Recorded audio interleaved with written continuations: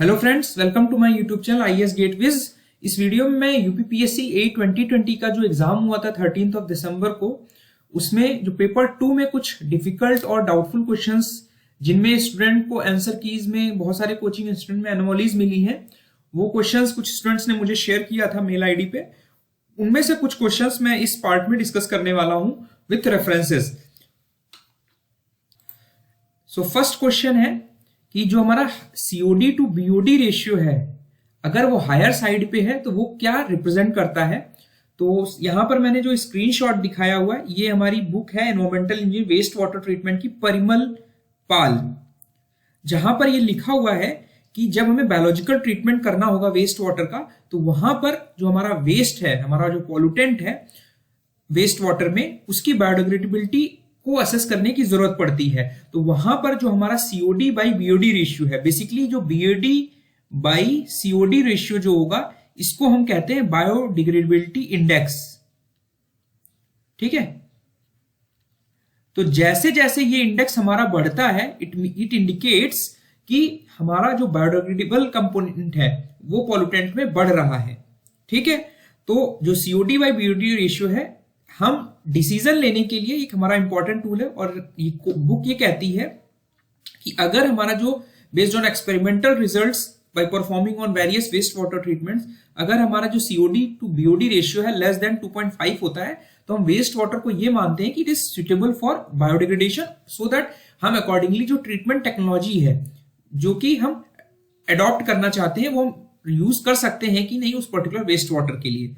ठीक है, अगर हमारा सीओडी से बीओडी रेशियो जो है वो हमारा 2.5 से 5 के बीच में है, तो इट मींस जो कुछ मॉलिक्यूल्स जो है पॉल्यूटेंट्स के, वो हमारे they are refractory to biodegradation and biological treatment में still be adopted but with provision of much longer residence time of waste water in the bio treatment method. और अगर हमारा सीओडी और BOD ratio, COD by BOD ratio 5 से ज्यादा हो जाता है, तो वो इंडिकेट करता है कि अब हमारे पॉल्यूटेंट में, हमारे जो वेस्ट वाटर है उसमें टॉक्सिक सब्सटेंसेस प्रेजेंट होने का चांसेस बहुत ज्यादा है, जिसकी वजह से हमारी जो मेटाबॉलिक एक्टिविटी है बायोमास में माइक्रोब्स के डिकम्पोजिशन के लिए, वो हमारी नहीं हो पाएगी, वो रिड्यूस हो जाएगी। तो जैसे जैसे सीओडी बाई बीओडी रेशियो बढ़ रहा है, आप देख रहे हैं आपकी जो बायोडिग्रेडेबिलिटी है वो वेस्ट पॉल्यूटेंट की, वेस्ट वाटर की, वो रिड्यूस होती जा रही है। तो हायर साइड पे रिप्रेजेंट करेंगे कि हमारा बायोडिग्रेडेबिलिटी जो है पॉल्यूटेंट की वो लो है। और ये गेट 1993 के एग्जाम में भी पूछा गया था question. So most appropriate answer जो होगा वो बी होगा। आपको कंफ्यूज नहीं होना है, अनलेस एंड अनटिल जब तक लिमिट नहीं स्पेसिफाई की गई है, तो बेस्ड ऑन दैट लिमिट हम डिसाइड कर सकते हैं कि हमें कौन सी मेथोडोलॉजी जाना है। ये एक दूसरी बुक है एनवायरमेंटल इंजीनियरिंग की, टी श्रीनिवास। यहां पर मैंने आपको भी बताया कि जो बीओडी 5/COD रेशियो है वेस्ट वाटर के लिए, उसे हम क्या बोलते हैं, बायोडिग्रेडेबिलिटी इंडेक्स। और डोमेस्टिक वेस्ट वाटर के लिए ये जो रेशियो है 0.4 से लेके 0.8 तक वेरी करता है। और जब ये रेशियो अगर 0.6 से हमारा ज्यादा होता है, बिकॉज यहाँ पे देखिए ये हमारा सीओडी बाई बीओडी का इनवर्स यहाँ पर हम यूज कर रहे हैं, तो अकॉर्डिंगली आपको इंटरप्रेट करना होगा कि अगर हमारा बीओडी बाई सीओडी रेशियो 0.6 से ज्यादा है, तो हमारा जो वेस्ट है वो फेयरली बायोडिग्रेडेबल और हम उसको इफेक्टिवली बायोलॉजिकल ट्रीटमेंट मेथोडोलॉजी से ट्रीट कर सकते हैं। अब जब बीओडी बाई सीओडी रेशियो हमारा कम होता जा रहा है, यानी सीओडी बाई बीओडी रेशियो बढ़ता जा रहा है, तो हमें सीडिंग यानी एडिशनल हमें ऐसा एक्टिवेटेड स्लज डालना होगा जो कि बायोलॉजिकल ट्रीटमेंट में हेल्पफुल करेगा। ठीक है, और अगर हमारा बीओडी बाई सीओडी रेशियो 0.3 से कम हो जाता है, तो अगर आप इसको रेसिप्रोकल करोगे, तो ये सीओडी बाई बीओडी जो रेशियो बनेगा वो हमारा ग्रेटर देन लगभग 3.5 के आसपास बनेगा। तो वो जो वेस्ट वाटर है वहां पर हमारा टॉक्सिक सब्सटेंसेस प्रेजेंट होंगे, जो कि ये इंडिकेट करेंगे कि हमारा बायोलॉजिकली इनएक्टिव वेस्ट वाटर है and it needs proper disposal. ठीक है, तो यहां पर अप्रोप्रिएट आंसर जो होगा वो ऑप्शन बी होगा। उसके बाद आते हैं नेक्स्ट क्वेश्चन पर कि reputation of beds on a geological map में बी ड्यू टू। इस क्वेश्चन में बहुत सारे कोचिंग इंस्टीट्यूट्स ने कुछ आंसर्स दिए हुए हैं, पर अगर आप देखेंगे, ये मैंने जो रेफरेंस लगाया है ये हमारी एसके दुग्गल की हमारी बुक आती है इंजीनियरिंग जियोलॉजी की, वहां से मैंने स्क्रीनशॉट लिया हुआ है बुक का, जहां पर अगर आप देखेंगे यहां पर लिखा है कि अगर आपको फोल्ड्स को फील्ड्स में आइडेंटिफाई करना है, तो जो repetition of rock beds along the direction of traverse, ये इंडिकेट करते हैं कि during field work the following parameters are observe to identify the fold and nature. और साथ ही साथ उसी बुक में एक जगह यहाँ ये भी मेंशन्ड है कि how are folds identified in a field. तो अगर हमारी जो हमारा रॉक की स्ट्रैटिफिकेशन है वो इस तरह का है जहां पर आपका बेड्स का रिपीटिशन मिल रहा है and opposite dip direction in the traverse taken along the strike direction, then वो जो हमारी प्रॉपर्टी होगी वो हमारी इंडिकेट करेगी कि वहां पर हमारे फोल्ड्स हैं, इट इज अ फोल्डिंग।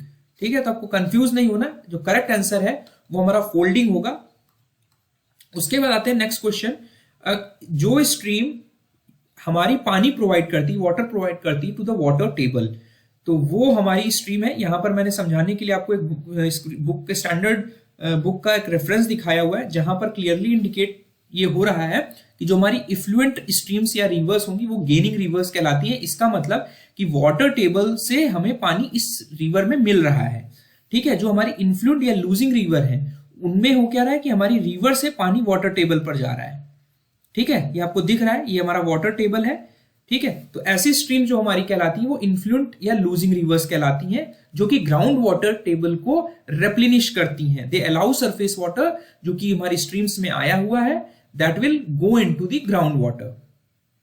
ठीक है, तो यहां पर हम यही सेम चीज पूछ रहा है कि हमारा जो water to the water table को प्रोवाइड करती वो हमारी इन्फ्लुएंट स्ट्रीम्स होती है। आपको कंफ्यूज नहीं होना, option B is the most appropriate and correct answer. और इसको के सुब्रमण्या की इंजीनियरिंग हाइड्रोलॉजी की जो बुक है वहां पर भी आपको ये मिल जाएगा कि हमारी जो इन्फ्लुएंट स्ट्रीम है, जो लूजिंग स्ट्रीम है, वहां पर स्ट्रीम से हमारा जो पानी है वो हमारा ग्राउंड वाटर टेबल में जा रहा है। तो such streams which contribute to the ground water are known as influent streams या लूजिंग स्ट्रीम्स भी बोलते हैं इनको। तो हमारा करेक्ट आंसर जो होगा वो इन्फ्लुएंट स्ट्रीम्स होगा। उसके बाद आते हैं, इस क्वेश्चन में भी बहुत सारे स्टूडेंट्स को डाउट है, ये रेलवे इंजीनियरिंग का क्वेश्चन है जिसमें पूछा गया है कि जो हम ट्रांजिशन कर्व प्रोवाइड करते हैं ब्रॉड गेज ट्रैक में, उसमें जो सेफ स्पीड है ट्रांजिशन कर्व के लिए वो हम किस फॉर्मूला से निकालते हैं। तो यहां पर जो मैंने आपको बुक का स्क्रीनशॉट दिखाया हुआ है that is SC Chandra, Satish Chandra की ये बुक है जिसमें 13.3 चैप्टर 13 में कर्व डिजाइन में सेफ स्पीड ऑन कर्व्स का पैराग्राफ दिया हुआ है, जिसमें लिखा हुआ है कि जो सेफ स्पीड है वो स्पीड होगी जो कि प्रोटेक्ट करेगी carriage from a danger of overturning. ठीक है, कैरेज मीन्स आप ट्रेन का डिब्बा समझ सकते हो, from the danger of overturning, हमारी ओवरटर्निंग ना हो, डिरेलमेंट ना हो और एक मार्जिन ऑफ सेफ्टी रहे। तो यहां पर देखिए क्लियर एक चीज, एक स्टेटमेंट लिखा हुआ, earlier it was calculated empirically by applying Martin's formula. It means पहले जब इनिशियल हम डिजाइन करते होंगे तो हम इस फॉर्मूला का यूज करते थे जिसे मार्टिन्स फॉर्मूला बोलते थे। It means it was used earlier not now. ठीक है, तो ब्रॉड गेज ट्रैक में जो ट्रांजिशन कर्व है वो हमारे वहां पर स्पीड कितनी लेते हैं 4.4 रूट R-7, जहां पे R हमारा रेडियस है उस कर्व का और हमारी जो ट्रेन की स्पीड है वो 70 RV इज द स्पीड जो हमें kmph में मिलेगी इस फॉर्मूला में। ये यूनिट सेंसिटिव इक्वेशन है तो आपको इसको मीटर में ही रखना होगा, तो ऑटोमेटिकली हमारी जो वेलोसिटी आएगी वो kmph में आएगी। और जो नॉन ट्रांजिशन कर्व्स है वहां पे 4/5 इस स्पीड की लेनी है। ठीक है, तो अगर आप यहां पर देखेंगे जो हमारे नैरो गेज लाइंस हैं, यहाँ पे ब्रॉड गेज की बात कर रहा है, तो नैरो गेज के लिए हमारा जो स्पीड है मार्टिन्स कर्व के लिए 3.65 रूट R-6, तो ये ऑप्शन तो आपका एलिमिनेट हो गया बिकॉज इट इज इररिलेवेंट। अब बचे ये दो ऑप्शन, तो ये ऑप्शन जो है ये अर्लियर यूज किया जाता था एज पर मार्टिन्स फॉर्मूला, पर जो हमारा रेलवे बोर्ड है, जो रेलवे की गाइडलाइंस है, उसमें ये फॉर्मूला अब ऑब्सोलेट हो चुका है, नहीं यूज किया जाता है। तो जिन स्टूडेंट्स ने भी ये ऑप्शन अगर लिया है तो वो गलत है। जो मोस्ट अप्रोप्रिएट आंसर है वो हमारा ऑप्शन ए होगा, and this formula is known as railway boards formula, जो कि आपको इसी सेम बुक के एक क्वेश्चन के साथ लिखा मिलेगा। यहां पर देखिए आपका लिखा हुआ एक क्वेश्चन दिया हुआ है उस बुक में, यहां पर लिखा भी हुआ है कि जो formula given in by the railway board is this. ठीक है, यहां पे आर हमारा मीटर्स में और वेलोसिटी जो है हमारी kmph में है। तो अगर आज के समय ये पूछा जाए कि आपकी सेफ स्पीड आप किस फॉर्मूला से निकालेंगे, तो हमारी ये रेलवे बोर्ड की जो इस फॉर्मूला है आप उसको यूज करेंगे rather than this earlier empirical Martins formula. तो मोस्ट अप्रोप्रिएट जो आंसर होगा इस क्वेश्चन के लिए ए होगा। इसके बाद आते हैं नेक्स्ट क्वेश्चन पे कि जो टिल्ट है एरियल फोटोग्राफ में वो किसके रेस्पेक्ट में रेडियल होगी। तो ये मैंने यहाँ पे एरियल फोटोग्रामेट्री का जो चैप्टर है एसके दुग्गल का, हमारी स्टैंडर्ड बुक है, बेस्ट बुक है, जो भी रेफर करना चाहे रेफर कर सकता है इसको पढ़ने के लिए। कि जो टिल्ट है it is the rotation of the camera axis about the line of flight and tip is the rotation of the camera axis normal to the flight line. और यहां पर इसको मैंने गुप्ता एंड गुप्ता के सर्वेइंग के सॉल्यूशंस में भी एक्सप्लेन किया था आपको कि जो हमारे टिल्ट डिस्प्लेसमेंट्स हैं they are radial about the iso center. ठीक है, जो डिस्प्लेसमेंट्स हैं ये एक तरीके की एरर्स हैं जो फोटोग्राफ में टिल्ट होने की वजह से जो डिस्प्लेसमेंट्स आ जा रहे हैं वो हमारे सेंटर ऑफ फोटोग्राफ में 0 होंगे and they increases towards the elevated and depressed edge. तो अगर इसको फोटोग्राफ से समझेंगे आप तो ये हमारी जो बोल्ड लाइन दिख रही है ये टिल्टेड फोटोग्राफ है। ठीक है, और ये हमारी वर्टिकल फोटोग्राफ थी। ठीक है, तो जो हमारी डिस्प्लेसमेंट्स हैं they are radial from this iso center. ठीक है, तो यहां पर बहुत सारे कोचिंग्स में कुछ आंसर दिया हुआ है, जो बट मोस्ट अप्रोप्रिएट आंसर जो होगा that is isometric point which is known as iso center.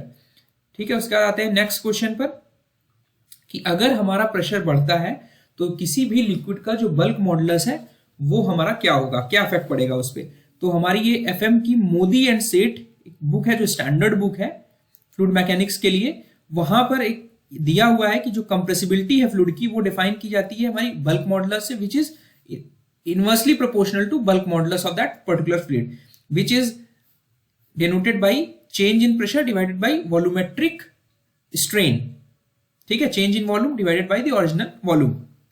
ठीक है, यहां पर क्लियरली आपको लिखा मिल रहा है कि however the bulk modulus of elasticity of a fluid, जो किसी भी फ्लूइड की बल्क मॉडुलस है इलास्टिसिटी यानी के वैल्यू वो कांस्टेंट नहीं होती है, it increases with increase in pressure. Pressure के साथ हमारी बल्क मॉडुलस बढ़ती है फ्लूइड के लिए, क्योंकि जैसे जैसे हम फ्लूइड को प्रेशर बढ़ाकर कंप्रेस करते हैं उसके मॉलिक्यूल्स जो होंगे वो और पास पास आ जाते हैं and they offer further resistance to further compression. तो हमारा जैसे जैसे आप प्रेशर बढ़ाते जा रहे हो वो हमारा जो बल्क मॉडुलस है वो हमारा बढ़ता जा रहा है। ठीक है, तो K इंक्रीजेस इफ, तो यहां से आपको क्लियर है। और यहां पर बेस्ड ऑन एक्सपेरिमेंटल रिजल्ट्स जब हमने परफॉर्म किया देखा कि अगर हम वाटर का जो बल्क मॉडुलस है प्रेशर अगर हम 1 एटमॉस्फेयर प्रेशर से 3500 एटमॉस्फेरिक प्रेशर तक ले जाएं, 1 एटमॉस्फेयर प्रेशर था और 35 एटमॉस्फेरिक प्रेशर था, तो हमारा जो बल्क मॉडुलस है वाटर का वो हमारा इस प्रेशर पे 2 टाइम्स हो जाएगा। ठीक है, तो यहां पर आपको कंफ्यूज नहीं होना है, जो करेक्ट आंसर होगा ऑप्शन बी ही होगा। विथ राइज इन प्रेशर जो बल्क मॉडुलस है वो हमारा इंक्रीज करता है। ठीक है, it is not a constant value. ठीक है, नेक्स्ट वीडियो में फर्दर कुछ क्वेश्चंस डिस्कस करूंगा। आई होप मेरा वीडियो आपको पसंद आया होगा, और भी जिन क्वेश्चंस में आपको डाउट लगता है मैंने ईमेल और आईडी और डिस्क्रिप्शन बॉक्स में शेयर किया हुआ है, वहां से मुझे मेल कर सकते हो पीडीएफ फॉर्म में। Thank you, all the best.